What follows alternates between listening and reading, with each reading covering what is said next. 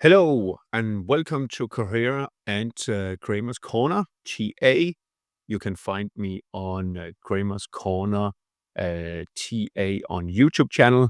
That's my video channel. And you can also find me on X or on Twitter as Cramer's_Corner. This video is in cooperation with Coherra. It is for educational purposes only. There's no recommendation or advice intended doing this. It's only to demonstrate how I use technical analysis to read the market. And as usual, here on my left, I have the daily chart. It's a candlestick chart. Each candle is 1 day of trading, highs and lows, and open and closing prices. On the right side, I have the weekly. So each candle here is a weekly trading session. And I have some moving averages. I have 21, 55, 100, and 200. And down here, I have, just for simplification, I have a relative strength index, which is an indicator for trends, sentiment, overbought, oversold, and many things. I have two lines. I have a 60 threshold and 40 threshold. If we are above 60 threshold, we are in a positive sentiment. And we are that in positive sentiment until we break back and close below 40, and vice versa. If we close below 40, it has to go back above 60 threshold to go into positive sentiment. And then we can talk about divergence or imbalance in the market. I'll get to that. Today, we'll have a look at Apple, NASDAQ 100, and then we'll have three FX pairs: euro dollar, sterling dollar or cable, and dollar yen. And we can't do this without gold at the moment.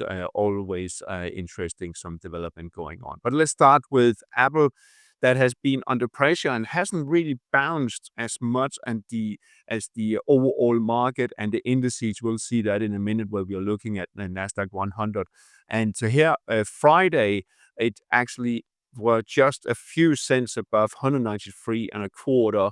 If it closes below, it has a confirmed downtrend. However, RSI closed Friday below 40 threshold, meaning it's already in a negative sentiment. All moving averages are pointing lower. We can see the 55 lower here, the 100 lower that actually broke below the 200 moving average a few weeks ago, about a month ago, and they're both declining. So that's not a good sign either. However, I do think we will see it bouncing a little bit during today's session with the rest of the market after the tariffs, US tariffs on EU has put on hold for at least for now. So maybe we could see a little bit of a bounce. You can see here what's going on, what can which scenario can play out if Apple closes below 193 and a quarter. Well, then there's potential down to the 170 area again. It actually dipped here below 170 back here in April. It could dip down to that again. There will, of course, be some support here around the 200 weekly moving average and the support here at 176.55. But there's risk even further, even lower to 164, these lows around here, if this scenario is to play out. I have drawn some trend lines, and what is key to watch is this gap that it created here back in early May. That needs to be closed with a closing price above 217. If it doesn't do that, well, it will still be in a bearish sentiment and trend for now, and it will be confirmed again if it closes below 193 and a quarter. So let's have a look at the overall market, the NASDAQ 100, which, of course, Apple is a part of. It's one of the big constituents. Friday, we saw it testing the minor support here at 20,818. And then it closed a little bit higher. If it drifts lower and closes below 20,613, it will probably close this gap here down to 20,292. But here we have the 200 moving average coming up. We have the 100 more or less flat, slightly declining. That will add to some support. And what we can do, just very quickly, I'll type it in here.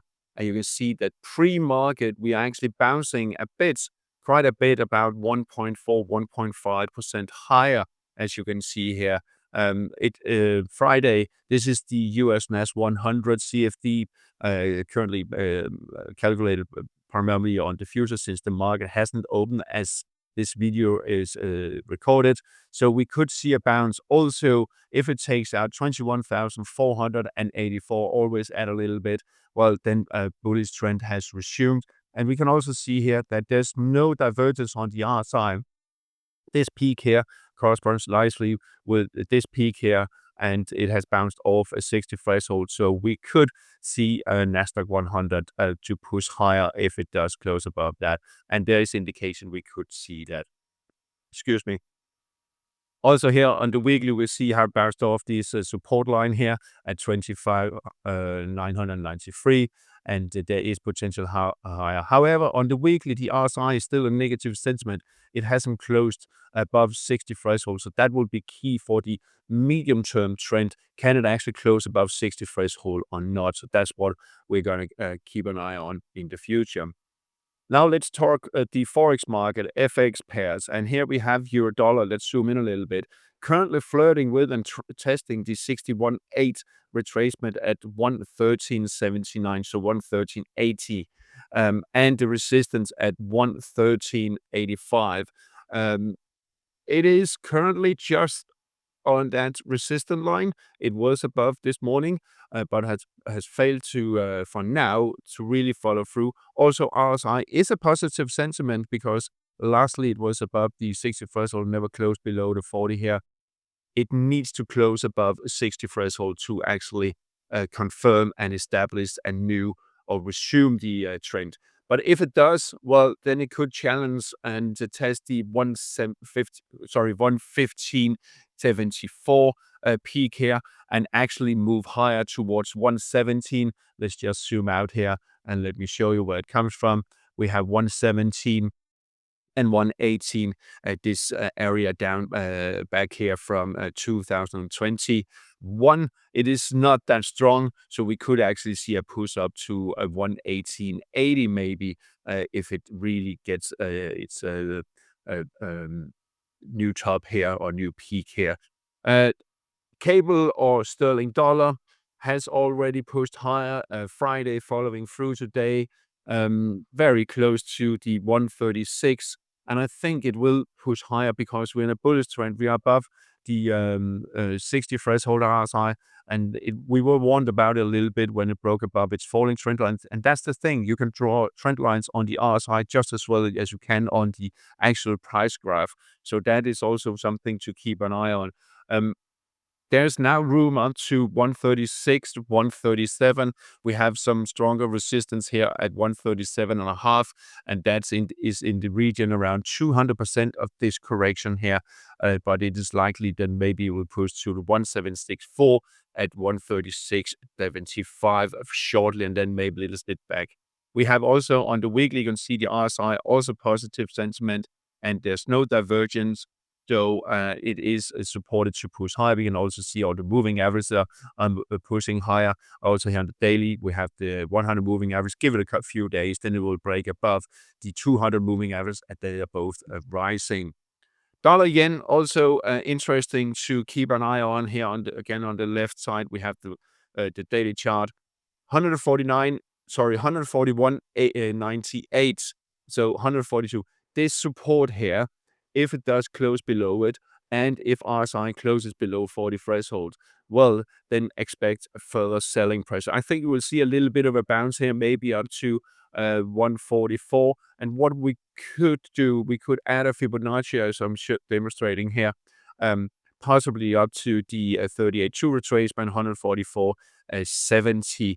Then you have the 55 moving average coming down there, giving it a pressure to the downside. We also have the 100 across below the 200, both declining, also giving it a pressure, but we need confirmation. If that is confirmed and it goes below 142, well, 140.25 strong support here, as we can see on the weekly dip below here some weeks ago, and also here last year before bouncing.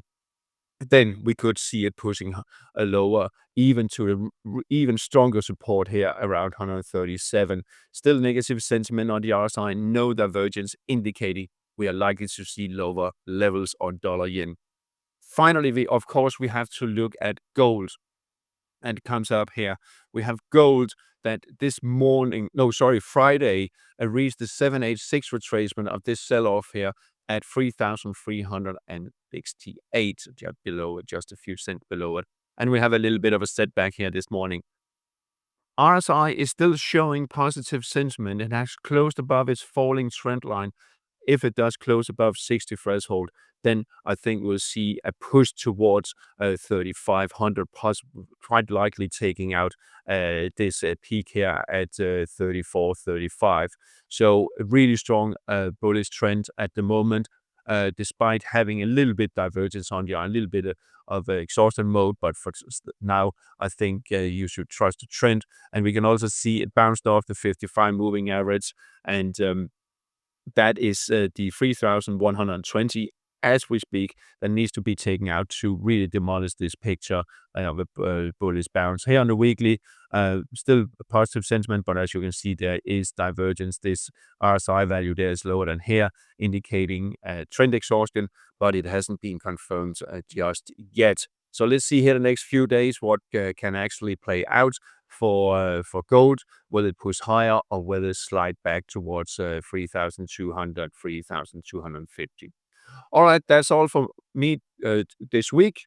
I'll talk to you again Monday, Tuesday next week. And you can always sign up to my YouTube channel at Cramer's Corner TA. Talk to you later. Have a nice day.